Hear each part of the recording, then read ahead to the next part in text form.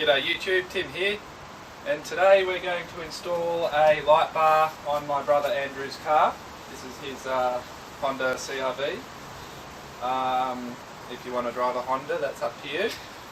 But we're going to install the light bar and have it wired up to the high beam so it's all legal for the states in Australia.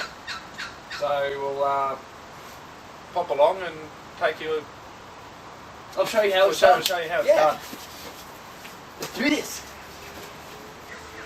Okay, so the first thing is you need to find your wire to the high beam light. So what I've got done is I've turned the high beams on, and what I'm going to do is probe the connections until I find which wire is supplied with 12 volt, and we'll know what wire to splice into for our switch.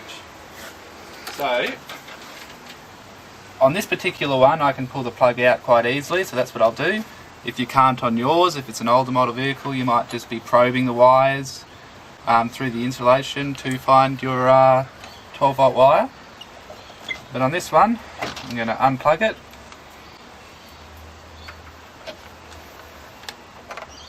Earth it.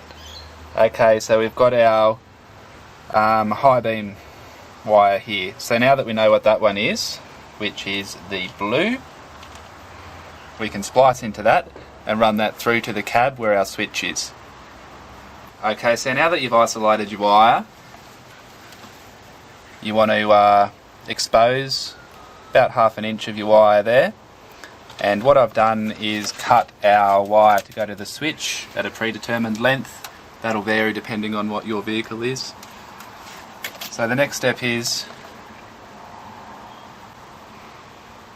just wrapping this wire around, just like that. Now you should solder these. Okay, so once you've got it soldered, insulate it well, and we'll move on to the next part of the video.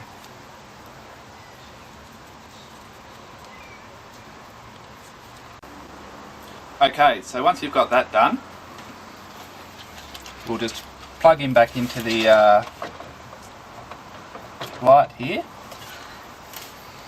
and now we need to feed this through the firewall to the cab for your switch. So on your car there'll be many different types of grommets going through the firewall, passing cables and wires through, so just find that one that suits you. We've got one here. We're going to push that through and find it on the other side and finish pulling it through. Okay, so now it's through the grommet on the firewall. We're just going to pull it through, weave it through here, whatever trim you need to get it in your desired location for the switch. That can be a tricky part depending on where you have your switch, so bear that in mind when you're choosing a place to put the switch, but in this case it's relatively straightforward. So we're just going to leave this hanging out here now and get onto some other wires. Okay, so now we've wired another wire, going through the firewall to the switch as well. So you've got two wires coming through your firewall and connected them to the relay. One of them connects to your relay, the other one, as you saw previously, connects to your high beam light.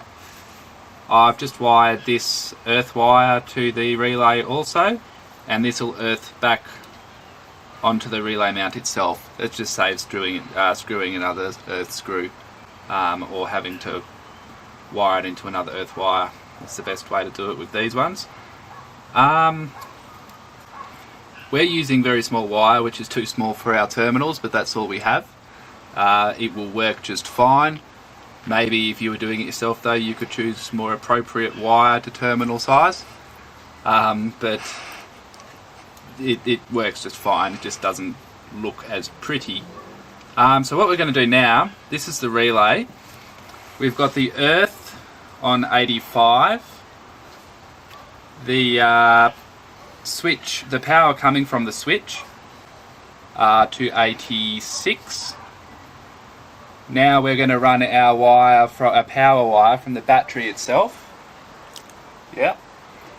Back to over here, and this will plug into the This will plug into the 30 actually, and then from that one, the last one's 87, will go to our light bar that we're installing.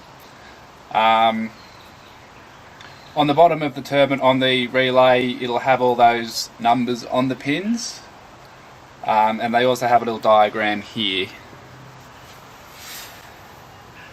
If you can see that, I don't know whether it's coming in focus, but it has a diagram on the relays. If you get confused with it all, and it can be confusing if you don't do it often, just jump on the internet. There's heaps of diagrams that say exactly what the pin does. But so now we'll run a wire from the battery to our relay. Okay, so we've done most of the wiring now, well actually all of the wiring.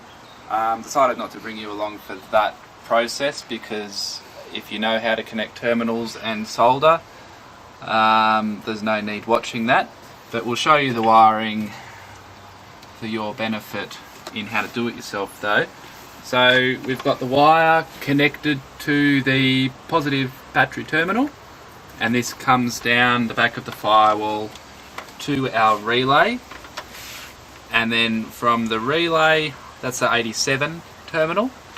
From the 30 terminal relay, we've got the same wire just coming down, goes behind here, up the underside of the bumper to the light. And we've got bullet connectors on the light, so it can just be disconnected from the wiring and removed if required.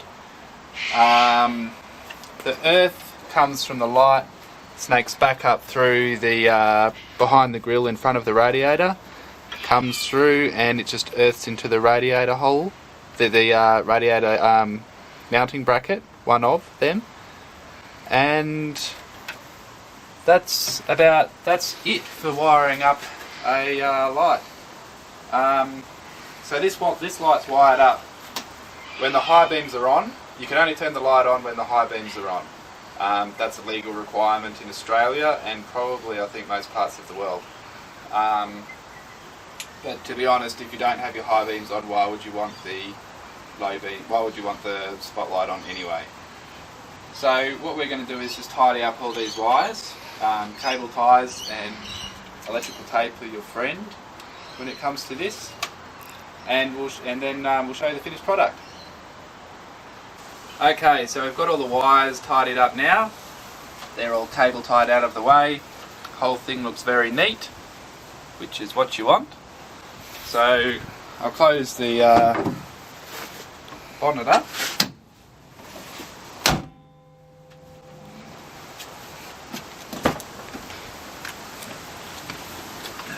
We have the switch mounted here, so that is on, off. And if you just go to the front of the car, they can see it work.